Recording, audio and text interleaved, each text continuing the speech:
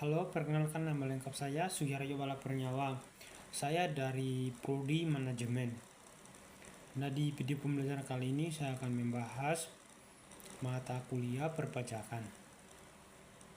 Ini dapat kita lihat pembahasannya yaitu PPH pasal 23, PPH pasal 24, PPH pasal 25, PPH pasal 26. Di sini dapat kita lihat pengertian PPH pasal 23. Pajak penghasilan pasal 23 atau PPH 23 adalah pajak yang dikenakan atas penghasilan tertentu yang diterima oleh atau yang diperoleh wajib pajak dalam negeri atau bentuk usaha tetap atau bisa disingkat itu BUT dari pemotongan oleh pihak lain. Objek PPH 2023 itu biasanya berupa bunga, royalties, dividen, sewa, jasa, dan penghasilan lainnya. Nah, di sini yang kedua itu pengertian PPH pasal 24. Pengertian pajak penghasilan pasal 24 PPH 24 adalah pajak yang berfungsi sebagai kredit pajak luar negeri, artinya pajak ini memberi hak bagi wajib pajak dalam negeri untuk mengkredit pajak yang telah dibayar di luar negeri terhadap pajak penghasilan yang terutang di Indonesia sesuai dengan ketentuan yang berlaku. Nah, dapat kita lihat bahwa pajak penghasilan pasal 23 itu adalah pajak yang dikenakan atas penghasilan tertentu atau yang diterima oleh wajib pajak atau yang bisa disebut yang diterima oleh orang tertentu, orang tersebut. Nah, yang kedua itu dia menjelaskan bahwa pajak yang berfungsi sebagai kredit atau pajak luar negeri, artinya pajak ini memberi hak bagi pajak yang dalam negeri untuk mengkredit pajak yang telah dibayar di luar negeri. Nah, di sini ada pemungut PPH pasal 23. PPH pasal 23 dipungut oleh pertama itu adalah badan pemerintah, kedua subjek pajak badan dalam negeri, yang ketiga itu penyelenggaraan kegiatan, yang keempat itu BUT, yang kelima itu perwakilan perusahaan luar negeri lainnya. Nah, di sini untuk pemungut PPH pasal 24, PPH pasal 24 tidak memiliki pemungut karena sifatnya adalah pengkredit pajak yang telah dibayar di luar negeri terhadap pajak penghasilan di Indonesia. Di sini ada objek PPH pasal 23 dan PPH pasal 24. Objek PPH pasal 23 dibagi menjadi 5 bagian. Yang pertama itu dividen kecuali yang diterima oleh wajib pajak orang pribadi dalam negeri. Yang kedua itu bunga termasuk premium, diskonto, dan imbalan sejenis lainnya. Yang ketiga itu royalti. Yang keempat itu sewa dan penghasilan lain sehubungan dengan penggunaan harta. Yang terakhir itu penghasilan dari jasa tertentu seperti jasa teknik, manajemen, konstruksi, dan konsultasi. Yang berikut itu adalah objek PPH pasal 24. Penghasilan yang diterima dari luar negeri, misalnya dividen, bunga, royalti, dan penghasilan lainnya yang dikenakan pajak di negara sumber. Lanjut, di sini ada tarif PPH pasal 23 dan PPH pasal 24. Nah, tarif PPH pasal 23 itu dividen, bunga, dan royalti sebesar 15% dari jumlah bruto. Yang kedua sewa dan penghasilan lainnya sebesar 2% dari jumlah bruto. Yang ketiga itu jasa tertentu 2% dari jumlah bruto. Nah, tarif PPH pasal 24 besarnya tarif disesuaikan dengan ketentuan pajak di negeri sumber serta perjanjian penghindaran pajak berganda atau P3B yang berlaku antara Indonesia dan negara tersebut. Ada perhitungan PPH pasal 23 dan PPH pasal 24. Perhitungan untuk PPH pasal 23 rumusnya. Dapat kita lihat rumus PPH pasal 23 sama dengan tarif dikali jumlah bruto.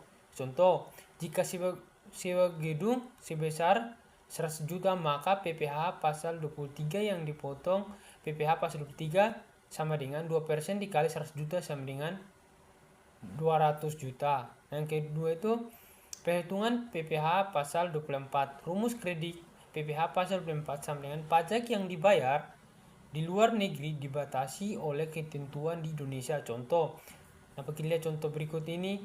Contoh, jika penghasilan di luar negeri sebesar 500 juta dengan pajak luar negeri 10%, maka tarif pajak Indonesia sebesar 15%.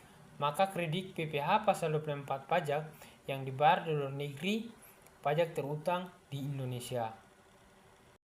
Ini dari pembahasan mengenai pajak penghasilan pasal 23 dan pasal 24, dapat disimpulkan bahwa pajak penghasilan PPh pasal 23 dan PPh pasal 24 merupakan bagian dari sistem perpajakan Indonesia yang dirancang untuk memastikan pemungutan pajak yang adil dan efisien. Keduanya itu sangat berperan penting dalam mengatur pajak atas penghasilan yang diterima oleh wajib pajak baik dari negeri maupun di luar negeri. Nah, dapat kita lihat bahwa pajak ini berlaku dimanapun kita berada, baik yang di luar negeri maupun dalam negeri, karena pajak ini sangatlah penting dan membantu sistem perpajakan yang ada di Indonesia.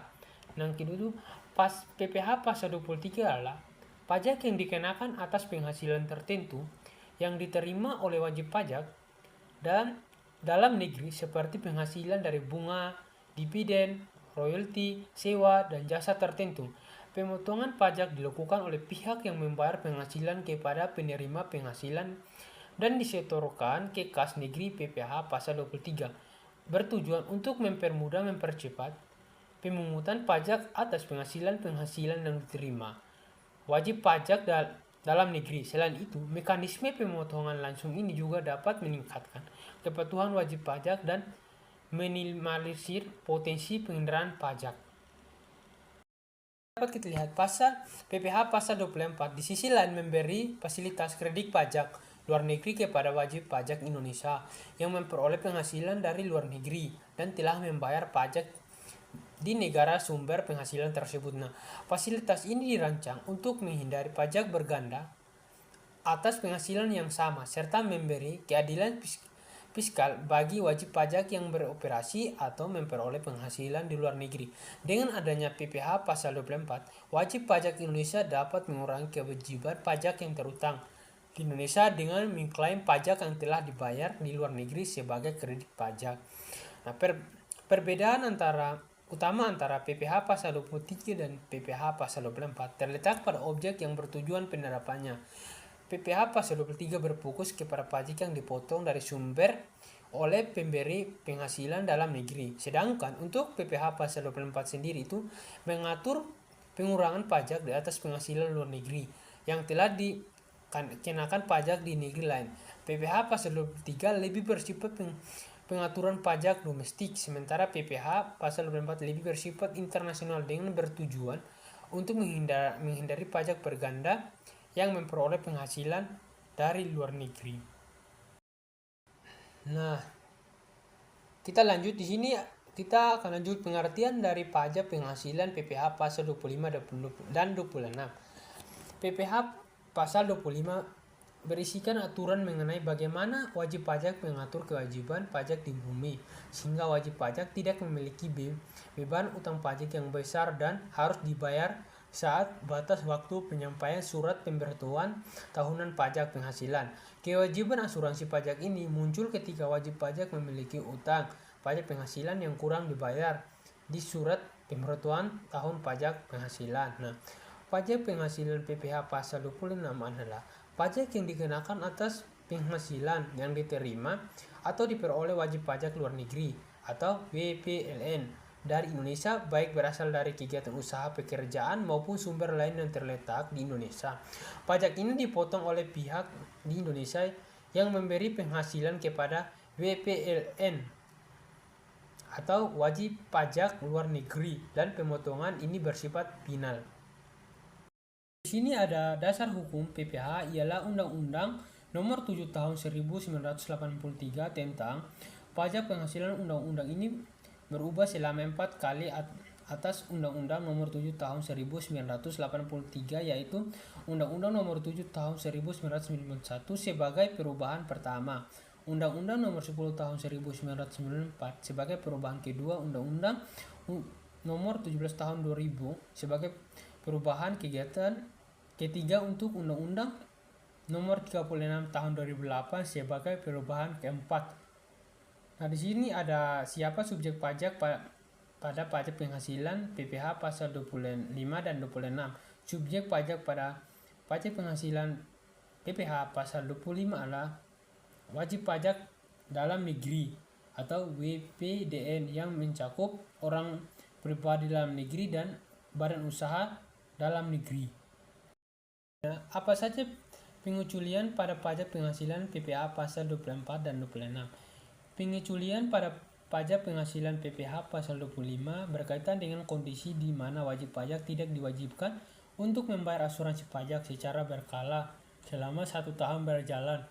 Berikut ada beberapa pengecualian atau kondisi khusus di mana wajib pajak dapat dibebaskan dari kewajiban membayar asuransi PPh pasal 25.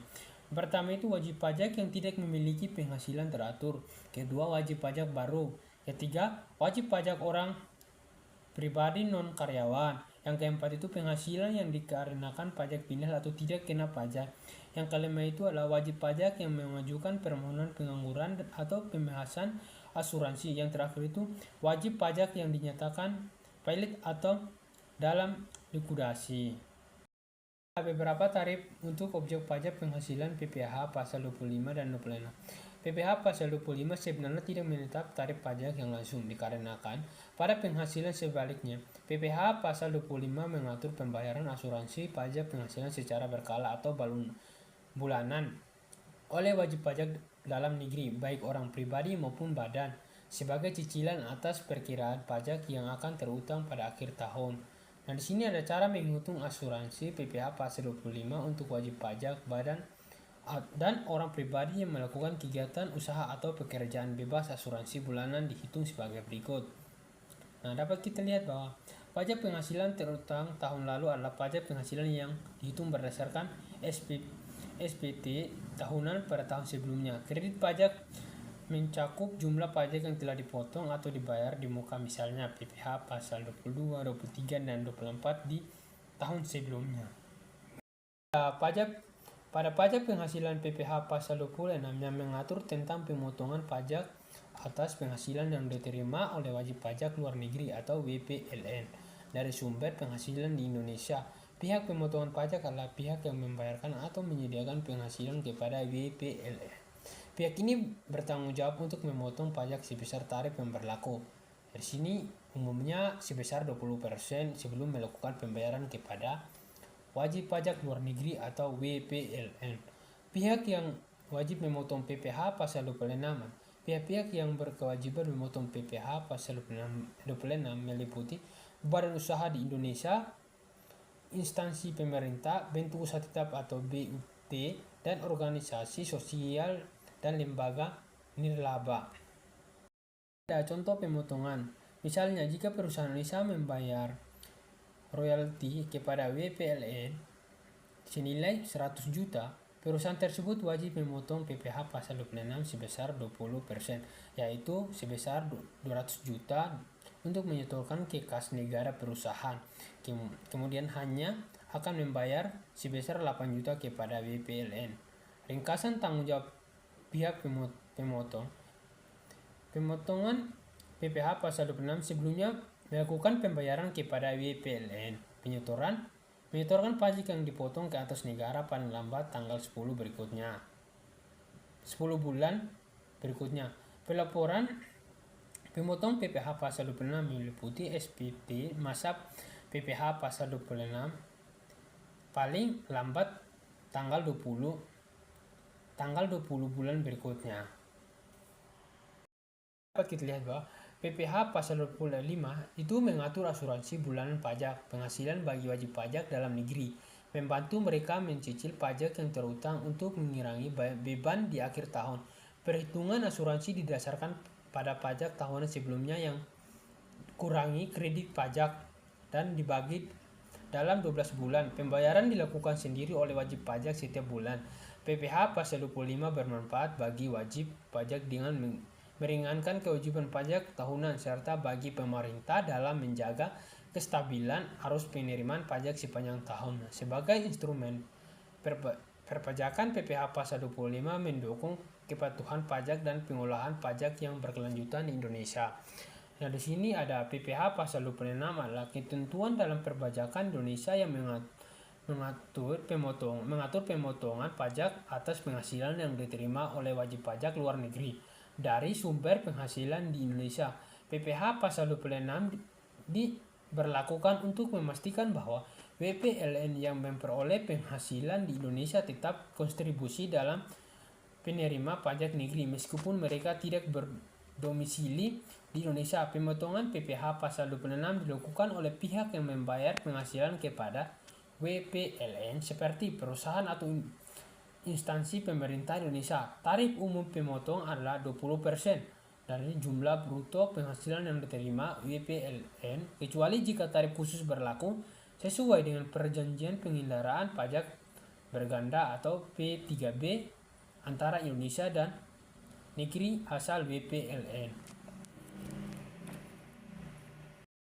Dan terima kasih dari video pembelajaran saya yang mengenai perpajakan tentang PPh pasal 23, PPh pasal 24, PPh pasal 25, dan PPh pasal 26. Mohon maaf jika ada kata atau kalimat yang kurang atau pengucapannya kurang dengar, mohon dimaafkan. Terima kasih.